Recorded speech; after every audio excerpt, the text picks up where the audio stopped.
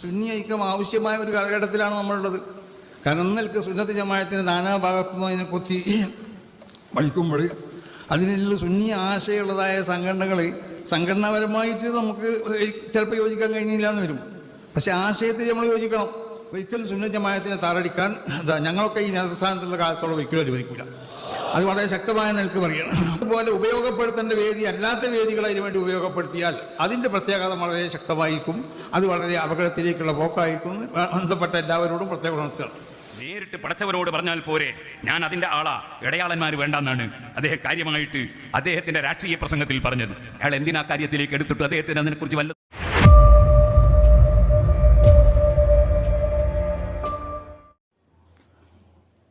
അസ്സലാമു അലൈക്കും വറഹ്മത്തുള്ളാഹി.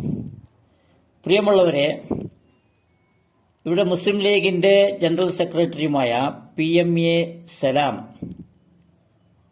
അദ്ദേഹത്തിന്റെ ഒരു സ്പീച്ചാണ് മുസ്ലിം ലീഗിന്റെ ഒരു പരിപാടിയിൽ സമ്മേളനമായിരിക്കാം. അദ്ദേഹം പറഞ്ഞത് നമ്മുടെ സുന്നത്ത് ജമാഅത്തിന്റെ ആശയങ്ങൾക്കെതിരായ കാര്യങ്ങളാണ്. പ്രിയമുള്ളവരെ, അത് ആദ്യം കേൾക്കുക. ഇത് സാദിഖ് അലി ശിഹാബ് തങ്ങൾ നേതൃത്വം നൽകുന്ന ഗ്രൂപ്പ്, അതിനപ്പുറം ഒരു തെരീക്കത്തിന്റെ ഇമാമമാര് നമുക്ക് ആവശ്യമില്ല ഒരു ജില്ലയിലും. എന്തിനാ ഇത്ര ഈ മുരീദന്മാരായി നടക്കുന്നത്? എന്തിനാ അതിന്റെ ആവശ്യം? നേരിട്ട് പടത്തോട് പറഞ്ഞാൽ പോലെ ഞാനതില്ല. അപ്പൊ അതുകൊണ്ട് നാസർ സാഹിബ് മലയാളത്തിൽ പറഞ്ഞു ഇടയാളന്മാർ വേണ്ട. അദ്ദേഹം പറഞ്ഞത് തരീഖത്തിന്റെ ഇമാംമാരുടെ ആവശ്യമില്ല എന്നാണ്. ഇത് സുന്നത്ത് ജമാഅത്തിന്റെ ആശയങ്ങൾക്കെതിരാണ്. അത് പറയാനുള്ള സ്വാതന്ത്ര്യം അദ്ദേഹത്തിനുണ്ട്.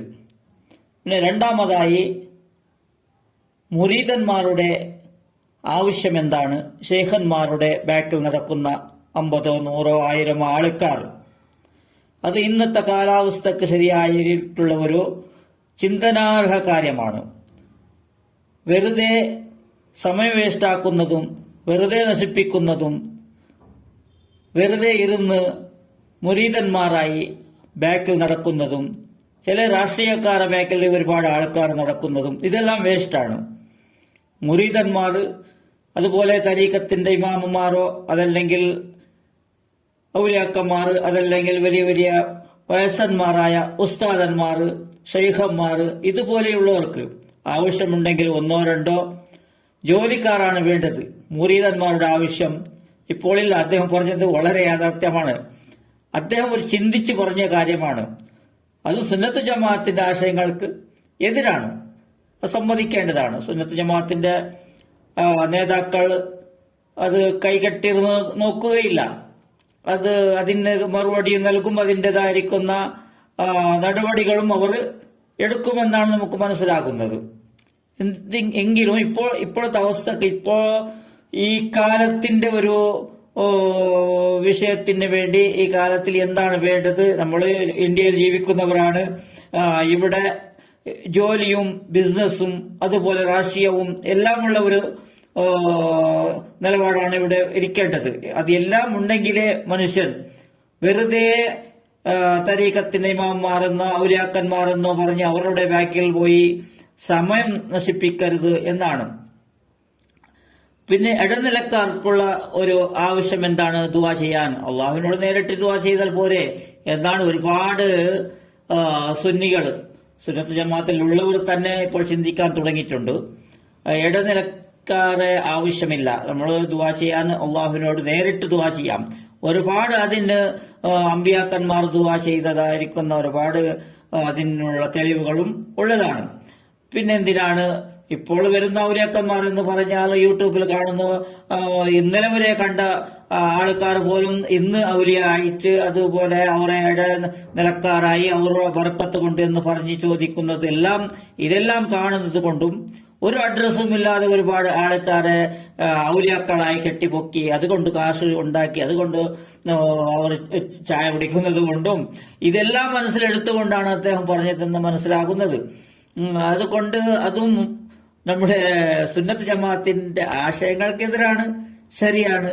പിന്നെ എനിക്കൊന്ന് പറയാനുള്ളത്, നമ്മൾ നമസ്കരിക്കുമ്പോൾ നമ്മുടെ ഇബാദത്തുകളിൽ ഏറ്റവും പ്രധാനമായ ഇബാദത്താണ് നമസ്കാരം. ഈ നമസ്കരിക്കുമ്പോൾ അള്ളാഹു ആരെയും ഇടനിലക്കാരെ നിർത്തി ഇടനിലക്കാരോട് ചോദിച്ച് നമസ്കരിക്കണമെന്ന് പറഞ്ഞത് എവിടെയുമില്ല, ആരും നമസ്കരിക്കാറുമില്ല. പിന്നെയുള്ള പ്രാർത്ഥനകളെല്ലാം അതിന്റെ ബാക്കിലാണ്. അതിന്റെ ബാക്കിൽ വരുന്ന കാര്യങ്ങളാണ്. ഒരുപാട് കാര്യങ്ങൾ ദുആ ചെയ്യുന്നതും സിയാറത്തും എല്ലാം അതിന്റെ സുന്നത്തുകളാണ്. ഇത്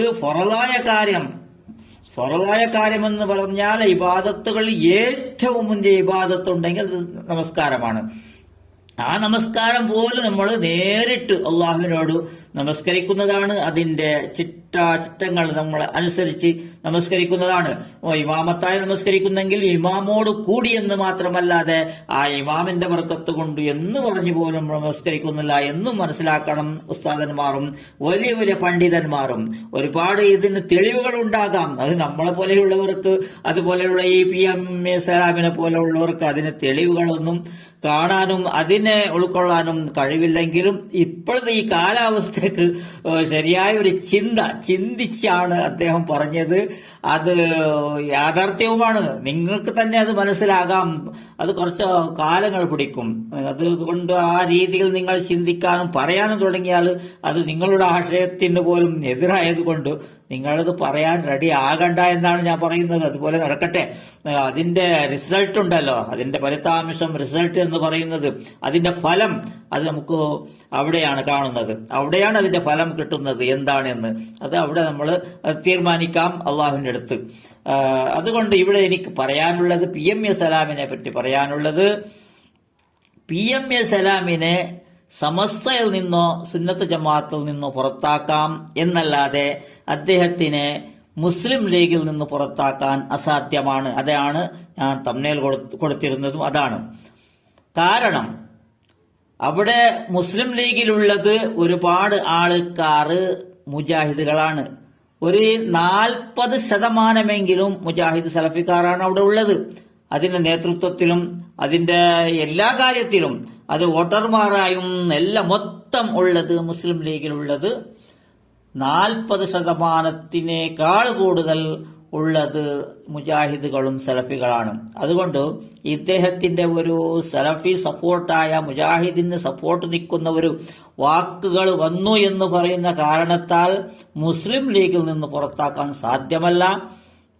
അദ്ദേഹത്തിന് സുന്നത്ത് ജമാഅത്തിൽ നിന്നോ അതല്ലെങ്കിൽ സമസ്തയിൽ നിന്നോ ഏതെങ്കിലും രീതിയിലോ അതിലെന്തെങ്കിലും സ്ഥാനമോ ഉണ്ടെങ്കിൽ, അദ്ദേഹത്തിന് എന്തെങ്കിലും സ്ഥാനങ്ങളോ അധികാരങ്ങളോ ഉണ്ടെങ്കിൽ അതിൽ നിന്ന് പുറത്താക്കാം എന്നല്ലാതെ ലീഗിൽ നിന്ന് പുറത്താക്കിയാൽ അവിടെയുള്ള എല്ലാ മുജാഹിദുകളും എല്ലാ സലഫികളും പുറത്തു വന്നാൽ പിന്നെ മുസ്ലിം ലീഗിന്റെ ആവശ്യം ഉണ്ടാവുകയില്ല. പിന്നെ മുസ്ലിം ലീഗ് ഉണ്ടാക്കണമെങ്കിൽ 2 സമസ്തകൾ ചേർന്ന് ഒരു ലീഗ് ഉണ്ടാക്കേണ്ടി വരുമെന്നാണ് എനിക്ക് പറയാനുള്ളത്.